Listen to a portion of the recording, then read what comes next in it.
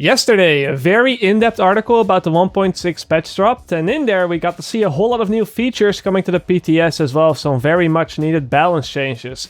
Now, I did read through it. There are some things that I'm happy with, but there are also some things that just make me want to shake my head.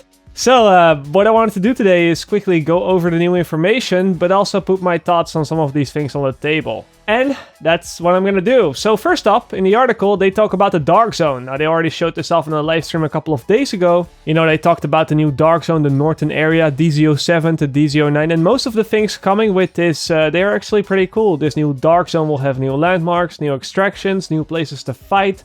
Some of these landmarks will even feature enemies that come in multiple waves, much like in Falcon Lost, but then to a lesser extent, I would assume.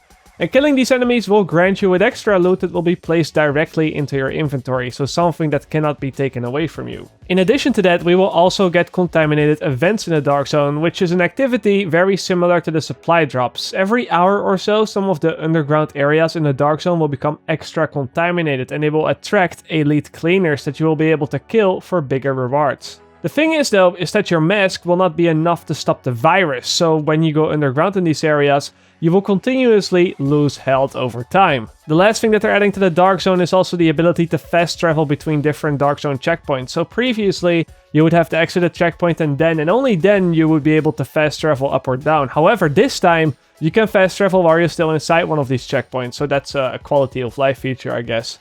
All of this, it sounds pretty cool. I would really have to play some of this on the PTS to fully give my thoughts on these events. However, I do have a couple of thoughts on how some of these things could interfere with PvP. For example, the contaminated events, those things are going to give me and my squad a very big advantage when fighting underground during these events. As I understand it, the only thing that will happen in the underground is that the health will slowly drop. That is because these areas are of course extra contaminated, but since I always play as the healer role, and since the healer role is getting significantly buffed this patch, which we will go into very soon, anyone that doesn't have a healer around will not be able to come down in the underground to try to kill us, even if we're manhunt, simply because they do not have the same amount of sustain to outlast the damage over time. Another thing that I'm a little bit worried about is when manhunts are running away from you, for example when they have a few kills in their name, but now they're out of ammo, out of medkits. Players will now be able to fast travel towards the direction the manhunts are running to. So, for example, you get killed by the manhunt, you respawn at a checkpoint, and then you fast travel in front of them to cut them off with new ammo and new medkits. This is certainly going to make the gameplay a lot more exciting for the ones being hunted or even for the hunters themselves. But once the general player base gets the hang of this, it pretty much becomes impossible to run off your timer. That is because players will always be spawning in front of you or right behind you. It pretty much means that running away isn't going to be an option anymore. You have to keep fighting and fighting and fighting. Another reason why having a healer in your squad is going to be that much more powerful, because it's going to add that much more sustain. PvE players will also get a little bit of love for new content outside of the Dark Zone, aside from a new incursion of course, which we don't really know a whole lot about. Some of the storyline missions will also be getting a legendary difficulty, which is going to remove all the dialogue from the mission and drop new enemy types in the game with smarter AI that will have tactics that we haven't seen before. It is said in the article that it's not about the enemy health or the damage that they have in these missions. It's not like before, but more so about knowing what to do in certain parts of the missions to be able to continue. The rewards for completing a mission on legendary difficulty are unique vanity items, so you can make your character look good, and a weekly reward in the form of a named item sealed cache. So completing a legendary mission once a week will guarantee yourself a named item or a named weapon. Or you can get 4 of them if you happen to have 4 characters. While we're on the topic of named stuff, it might also be a good idea to let you know that all the named weapons are getting an overhaul. Every single one of the named weapons will have its free talent removed, but in return will get a unique bonus in its place. The example given in the article is that the Hungry Hawk gets 20% bonus damage for every kill that you get, but this bonus is taken away the moment that you stop firing your weapon. I want to go in more details with all the named weapons and what they will do, but I'll do that once Massive releases a full list of what is yet to come. Instead, for this video I want to focus on a couple of other things, primarily the new gear set that has been introduced called the Seeker, and the changes that Massive has made to the existing gear sets. To start it off, we have, surprise surprise, an Alpha Bridge change. Alpha Bridge will no longer work with named weapons, or weapon-specific talents such as Uncomplicated, and it will only bridge over the talent in the free slot on the second weapon, so you can only have a total of 4 weapon talents instead of 6 when running Alpha Bridge. On the other hand though, all the 4 talents that you can use, they no longer require you to meet the requirements anymore. So the 3 talents on your primary weapon, all of those will be free to use. I personally think that this change is interesting, but I also think that it's a little bit too much of a nerf. Yes, the change allows you to go for some crazy, super specific builds where players just do not have to care about the talent requirements, but I feel that the talent requirements weren't that much of a problem in the first place to players that knew what they were doing and knew how to build their character. I think it was a little bit too much, but we'll have to wait and test it out on the PTS to see how it feels. Second up, we have the frontline set, or the defense set, however you want to call it. That is getting a small change. I'm not sure if it's a nerf or a buff. First up, all the crit chance has been given back to the SMGs when using the 4-piece, but the mod effects on the shields, they have been taken away. So for example, Kinetic Breaker or the Assault Shield, all those bonuses, they will not work anymore. You can still use Ballistic Shield performance mods as far as I know, but how powerful this will be, I really don't know. I can confidently say that I've never touched a single frontline item, as I'm convinced that a shield or a tank build should always be paired with utility and not damage. If I, for example, were to go for a shield build, I would go for a 4-piece sentry with a Bliss holster, a bleed pistol, and maybe a Trapper smart cover to just debuff anything in front of me and let my teammates do the damage for me. However, something that I can voice an opinion on is to change the Reclaimer. That thing, that hits home. What the developers are doing with it is giving it the Firecrest makeover and basically let this gear set focus on one single skill, which is, as you probably guessed it, the support station. The 2-piece gives the support station extra range, the 3-piece gives it more duration, and the 4-piece will allow users to use all 3 mods at the same time, so players will have the immunity, the ammo box, and the life support all in one. I like this change a lot. I'm not sure if this will be more powerful than the current version of Reclaimer or less powerful.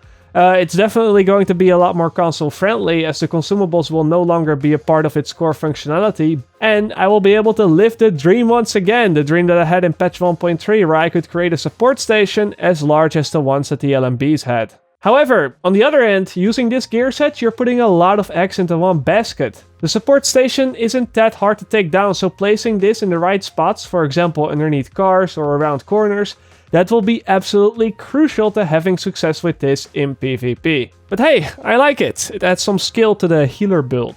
Tactician's Authority has also received some love. Instead of the skill power bonus disappearing after 10 seconds of not hitting anything, the bonus will now permanently stay on your character until you actually use a skill. So in theory, you would be able to buff this up, get max stacks, and then drop that heal or sticky bomb for an insane amount of damage or healing.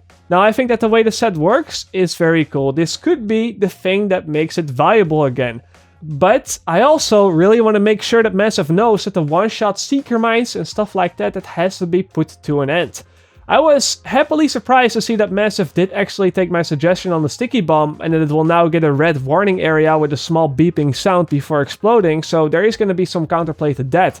But the multi-mine in particular, that thing is just straight up broken. Before I talk about this though, let me walk you through the changes to skill power so you understand what I'm talking about when I say that it is broken. The article says that skill power builds are becoming much more powerful, which in itself is a very good thing. Skill power will now skill per roll tier, and diminishing returns have been effectively removed until you hit 450,000 skill power. This will allow a healer like myself or a skill-oriented player to feel more powerful once again. But it will also open up opportunities for ridiculous damage on the Seeker Mine, which is, well, to be honest, it is already a problem with how the game is right now. The reason why the multi-mine Seeker Mine is so powerful is because it makes the Seeker Mine split up into multiple smaller mines to chase multiple enemies at once. However, if there is only 1 or 2 enemies in sight, then all the mines will follow the same 1 or 2 targets, and because of that, all these little mines, they will result in a player getting one-shotted by them. I mean, if you want the patch to be void of any cheese, then this should be on top of the to-do list, in my opinion. Now, I also mentioned that there was going to be a new gear set, which is what I'm going to talk about right now. It is called the Seeker, and this thing, this just really makes me want to shake my head from the left to the right. That's what I'm doing right now, even though you can't see it. This gear set, get this, it focuses on the player getting body shots, which is the least skilled thing in the entire game. The 4-piece will guarantee you to get a critical hit every 3 bullets, and although the 2-piece and the 3-piece aren't stated in the article, I have a bad feeling about this when looking at some of the PvP specific balance changes. The first thing that I'm talking about is that the developers are lowering the damage gap between headshots and body shots to make the game more casual friendly. And then to address the hipfire meta, They want to change the camera when hip firing and then decrease the stability on the weapon? I mean, what? In patch 1.4, the general voice of opinion was to turn this game back into more of a shooter instead of the dominance of the RPG that it essentially was. And one of the things that the developers did was give weapons back a lot more instability and inaccuracy to make landing shots feel more rewarding again. It is no secret that in patch 1.4 and in patch 1.5, the headshot damage, it took quite a big hit. Brutal got nerfed, the headshot bonuses from Hunter's Fate and Sentry got nerfed, and those bonuses got changed from multiplicative to additive, and then the headshot damage on shotguns also took a 20% nerf on top of all of that. Because of these changes, the game is already slowly turning into a game where headshot damage doesn't really matter anymore, simply because they add so little value compared to the value they provide in other games, and now the developers want to reduce that even more? Massive! At some point you have to decide what you want this game to be. You want it to be an RPG or a shooter? Do you want the players aim to decide the outcome of a fight or not? Because I'm looking at this and it just doesn't seem to be the case. I'm all up for making the game more open to newer players, which is why I supported all the changes to the 1.4 patch. But those things, it simply cannot be at the cost of the PvP experience. This game is for a big part a shooter game. That is what you wanted this game to be, that is why you made those 1.4 changes. But at its core, players are already taking the same amount of damage everywhere on the body, and taking away headshot damage will only cause more frustration among the more skilled players, because they're not able to make much of a difference no matter how good of an aim they have. If two players are fighting and one player is hitting headshots and the other player isn't, then the guy that is not landing headshots, he should fold over like a napkin every single time, regardless of the gear, regardless of the playtime, regardless of how new or how experienced that player is. Getting headshots in a shooter game should be very rewarding. And if anything, not getting headshots should punish players even harder. It's very simple. If you can't aim, you shouldn't be able to win fights. Especially not versus a player that can aim. You cannot just nerf headshots while at the same time buff body shots. So Massive, please take a look at this and then revise it, because I don't think that this is going to work. But now that my rant is over, we can go through the last few things that are left in this article. First and foremost, the changes to the gear stats. As expected, armor has been removed as a possible role and will be replaced by health rolls.